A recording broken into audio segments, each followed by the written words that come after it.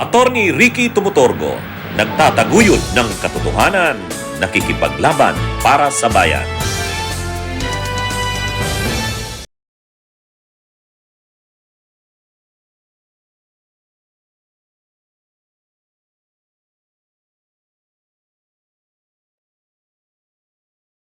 Mga kabunyog, mga kababayan, magandang araw po sa inyong lahat. Welcome po sa isa na namang episode ng ating talakayan dito po sa aking bagong segment, Ang Take Ko, ni Attorney Ricky Tumutorco. Mga kabunyog, itong bagong segment kong ito, Ang Take Ko, Attack. Ano ito? Marami kasing nagme-message sa akin, araw-araw yan. Attorney, anong take mo dito sa isyong ito? Attorney, anong take mo dito sa pangyayaring ito? Kaya gumawa na lang ako ng regular na segment. Ang pangalan ay Ang Take Ko, Attack ni Attorney Ricky Tumutorco. Papanood po ninyo ito sa aking Attorney Ricky Tumutorco YouTube channel. Kaya kung hindi po kayo nakasubscribe, subscribe na po kayo. Papanood rin nyo po ito sa Attorney Ricky Tumutorco Facebook page. Kaya kung hindi po kayo nakafollow, follow na po kayo. At lagi na po ninyong abangan. Araw-araw po ito, regular po ito. Take Ko, Attack ni Attorney Ricky Tumutorco. O mga kabunyog, nagbabala uli si dating Senador Sonny Trillanes. Ang babala niya tungkol sa kapag nakabalik ang mga Duterte. Ang babala niya talagang mahigpit ang babala ni dating Senador Sonny Trillanes. Sabi niya, ang implikasyon ng Sara Duterte presidency, babalik yung patayan. Babalik yung massive corruption in Speaker of the House niyan, for sure will be Pulong Duterte. Sa 2028, kapag nakabalik na ang mga Duterte, gigibain na nila ang demokrasya. Actually, totoo ito. Totoo ito, mga kabunyog. Itong pinapangambahan na ito, itong babala na ito, warning sa atin ni Trillanes, napakatotoo nito. Pag nakabalik ang Duterte, siyempre, ang pinagmamalaki ng Duterte, yung pinaka-accomplishment ni Digong, yung mga patayan. Ay di siyempre, pag nanalo si Sara na presidente, ibig sabihin nagustuhan yung programa ni Digong noon ng mga patayan. So ibabalik ni Sara yun. Pareho naman ang takbo ng pag-iisip ni Sara at saka ni Digong. At yung massive corruption, ay, sino bang nakapaligid kay Sara? Sila Gloria, sila Chis Escudero, Villanueva, Estrada, Villar. Yung mga pinaka-corrupt sa Pilipinas, yan yung nakapaligid kay kay Sara. Mamamayagpag yan, mga Arroyo, Sila mismo, ang Duterte mismo. Kaya ito, mga kabunyog, tama yung sinasabi ni Trillanes. Massive na korupsyon ang mangyayari. Ang mangyayari sa Pilipinas, gigibain nila ang demokrasya. Gigibain nila. At ito pa, medyo tama rin itong sabi ni Trillanes. Posibleng ang maging speaker ng House, ang magiging speaker ng Kamara kapag si Sara ang presidente, si Pulong. Si Pulong Duterte. Yan yung tingin ni Trillanes. Ay kasi syempre papalakasin ng mga Duterte yung kanilang control. Parang katulad rin lang ng Marcos. O di ba? Si Marcos si PBBM ang presidente, si Martin Romualdez noon dati ang speaker. Tapos yung anak niya, ngayon wala na si Martin Romualdez, yung anak niya si Sandro, majority floor leader. Kumbaga talagang kailangang hawakan nila ang Kongreso. Di syempre, paano mahahawakan ni Sara ang Kongreso para mapasunod ang mga kongresista? Di speaker yung kapatid niya, si Pulong. At si Pulong, talagang mag-speaker na yan ng House. Kasi nung panahon ng kanyang ama, hindi naman siya speaker ng Kamara. Tapos ngayon nakita niya na kailangan hawak nila ang mga kongresista. Sino ba ang kokontrol sa mga kongresistang yan? Di dapat Duterte rin. Si Pulong yan. Kaya ito talagang sinasabi ni Trillanes, itong babala niyang ito, totoo ito. magiging malawakan ang korupsyon. Bakit? Ang nakapaligid kay Sara ay ang mga pinakakurap na dinastiya sa Pilipinas. Hmm? At bakit magiging babalik ang mga patayan? Yan yung programa ni Digong na ibabalik ni Sara pag siya ang pangulo ng bansa. At marami yang ipapakulong. Ipagbabawal niya ng mga sa kanya, kritiko sa kanya. Ano yan bratinila yan si Sara. Ayaw niya na inaano siya, pinupuna siya. Ngayon lang yan, parang bumait si Sara dahil nag-hire nga daw ng PR expert ayon kay dating Secretary Edwin Lacierda. Kasi nga, tatakbo siyang presidente, dapat yung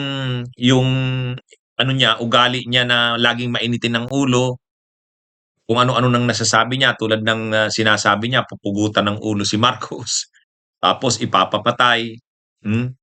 Ano yon, pinapakontrol sa kanya yan ng kanyang PR expert ngayon. Mag-ano ka muna, magpabait ka muna. Ipakita mo na mabait ka, hindi mainitin ng ulo mo. Yan yung ginagawa ngayon ni Sara. Pero pag nanalo yan, lalabas ang totoong kulay niya. Lalabas ang totoong ugali niya. Pikon yan, laging galit, at gagantihan niya ang mga kalaban niya sa politika. Kaya ang ating demokrasya, sabi nga ni Trillanes, gigibain ng Duterte kapag nakabalik ang Duterte sa pamamagitan ni Sara. At ang magiging speaker ng Kamara, si Pulong, matindi. Talagang ito, syempre, ang mga Arroyo, ang mga Estrada, ang mga Villar, ang Cayetano, ang Escudero, ay sila. Tapos sila Marcoleta, yan ang mga mamamayagpag sa ating sa Pilipinas. At kakalat lalo ang fake news. Kasi syempre kontrolado nila ang makinarya ng gobyerno.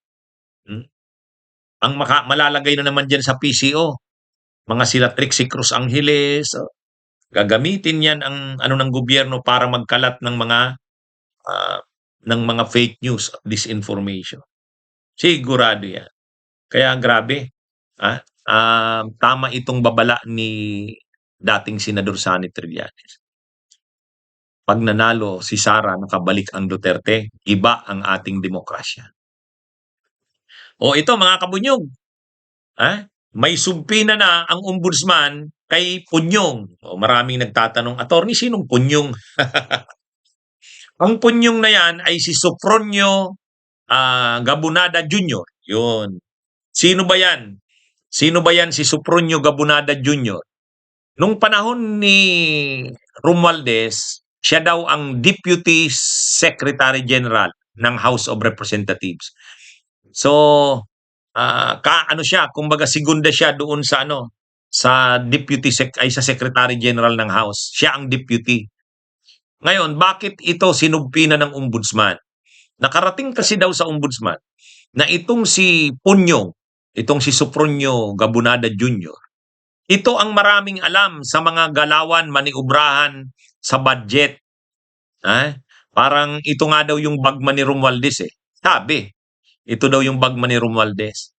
So dahil nga kakasuhan ng ombudsman si Romualdez, si Chis Escudero, di syempre kailangan nila ng matibay na mga testigo. Ito yung kanilang iniimbestigahan ngayon, si Sofronio Gabunada. Ito daw ang bagman ni dating Speaker Martin Romualdez. Kung kay Chis Escudero ang bagman ay si Maynard Ngo, ito naman daw. At daw to, sobrang yaman na nito. Itong si Sofronio Gabunada. Kaya nga gustong makuha ng ombudsman yung salin nito kasi makikita doon sa salin yung biglang paglaki ng kanyang yaman. Ang naging papel daw talaga nito, ito yung mga nagmaniubra sa budget. Kumbaga siya yung pinapagalaw, siya yung nakaprontera dahil Deputy Secretary General siya ng House. At ito yung mga nagkolekta ng mga pera. Ayon sa ayon sa mga impormasyon, napakalalim daw ng naging papel nito. Ayon kay Assistant Ombudsman Miko Clavano. Kaya nagsubpina na sila, pinadala na ng subpina itong si Sopronio Gabunada. Inaasahan na magko-cooperate ito. Hmm, ah, Abangan natin ano. Kaya lang, yun na nga, ito yung isa sa pinag-iinitan ni Ombudsman Boying sa Secretary General ngayon ng House na si Attorney Sheloy Garafil. Kasi may mga subpina nga sila, katulad ng subpina dito kay Sopronio Gabunada, hindi daw siniserve. Parang pinoprotektahan itong si Sopronio Gabunada. Kaya napipikon nagagalit na si Boying Rimulya, si Ombudsman. Kasi hindi sila makagalaw eh. Ay ito yata parang vital talagang witness ito. Kung magko-cooperate niya ito, maraming impormasyon na makukuha dito. Ngayon, kung hindi naman magko-cooperate, kakasuhan daw ito eh. Kakasuhan at marami talagang ebidensya laban dito kay Sopronio Gabunada. Eh? Kaya ang inaano na ngayon, ombudsman na mismo ang mag-iimbestiga dito kay dating Deputy Secretary General Sopronio Gabunada. Kung ano ang talagang naging papel nito, malalaman natin sa susunod na mga araw. Pero may subpina na, pinadala na sa House ang subpina para dito kay Sopronio Gabunada. Hindi naman kasi dinitalye ng ombudsman sa press briefing nila, hindi naman nila dinitalye kung ano ang role nito ni Punyong. Basta ang sabi, malaki. In fact, napakalaki daw ng naging role nito ni Punyong Gabunada sa mga transactions doon sa mga flood control na yan, mga budget na yan. Ito din daw mismo si Punyong ay sobrang yumaman. Questionably ang paglaki ng yaman nito, kaya nga gustong makita ng ombudsman yung salin nito eh. Saan galing ang kanyang mga yaman? Inililink ito kay dating Speaker Martin Romualdez, ito umano ang bagman. Pero kung paano talaga ang naging papel nito, yan yung aalamin pa sa investigasyon na ginagawa ng ombudsman. Basta't ang sinasabi ng ombudsman, napaka-komplikado ng operation nila Cheese, nila Martin Romualdez at itong si Gabunada. Talaga daw kailangan mo talagang pag-aralan kasi talaga matindi yung ginawang plunder at conspiracy to commit plunder. Anyway, abangan natin kung ano nga bang mangyayari dito kay Punyong Gabunada at kung ano nga ba ang nito. Ano nga ba ang kanyang naging partisipasyon? Naiintriga tayo dito kasi ngayon lang 'to nabanggit eh. Ngayon lang 'to nabanggit. Mga kabunyog, mga kababayan, hindi daw tuloy, sabi ni Senador Ping Lacson, ang hearing ng Blue Ribbon sa April 14. Ay, grabe naman. Bakit naman hindi matutuloy? Ito naman si Senador Ping Lacson. Nadidismaya na naman ito ang taong bayan. Kasi dapat yung yung Blue Ribbon, tuloy-tuloy lang ang investigasyon. Marami pang dapat imbestigahan ng Blue Ribbon eh. Una, sila Pangandaman, hindi pa pinapatawag yan sa Blue Ribbon.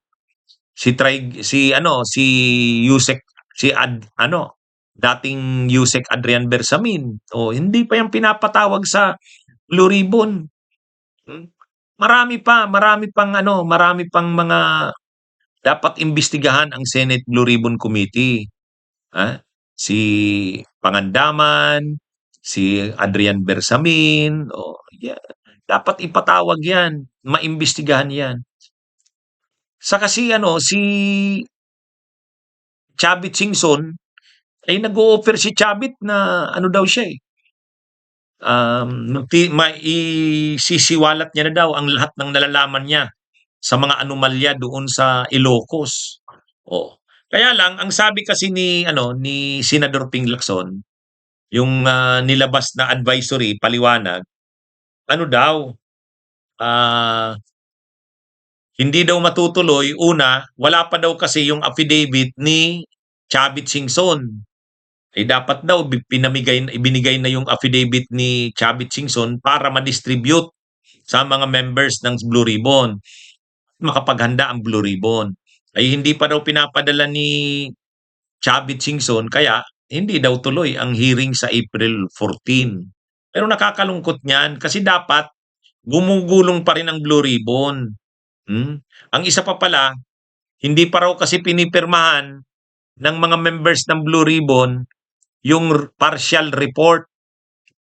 Ang kailangan daw sanang makapirma ay siyam yata.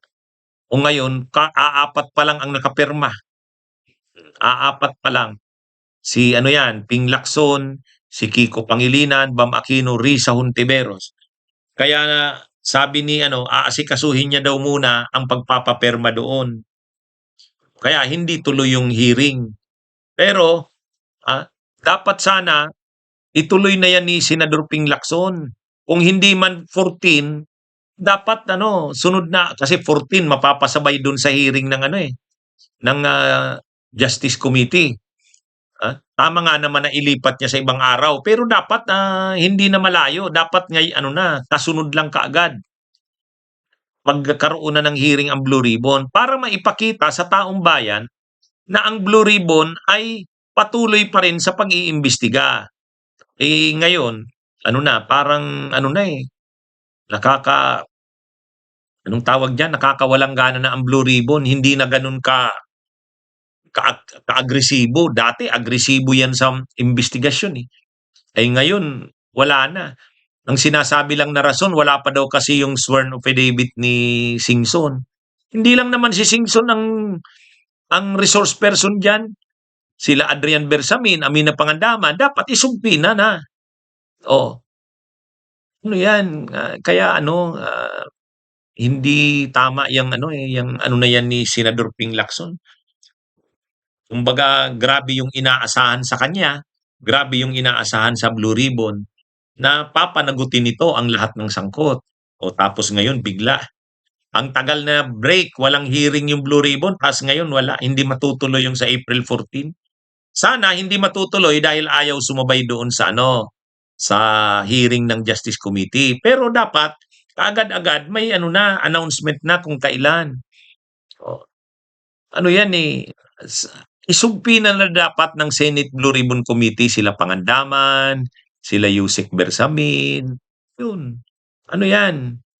Kasi gustong makita ng taong bayan yan na porsigido pa rin ang Senate Blue Ribbon. Grabe na ang tiwala ng tao. Maganda yung tiwala ng tao kay Lacson Maganda ang tiwala ng tao sa Blue Ribbon Pero kung ganito na hindi daw tuloy, parang pinanghihinaan na yata. Hindi dapat hindi dapat maglubay. Dapat tuloy-tuloy, porsigido, agresibo. Ito biglang naging malamya itong Blue Ribbon. Sana i-schedule na kaagad ni Senador Ping Lacson ang hearing ng Blue Ribbon. Kailangan para hindi mawala ang tiwala ng taong bayan. Okay, mga kabunyog, mga kababayan, magandang araw sa inyo lahat.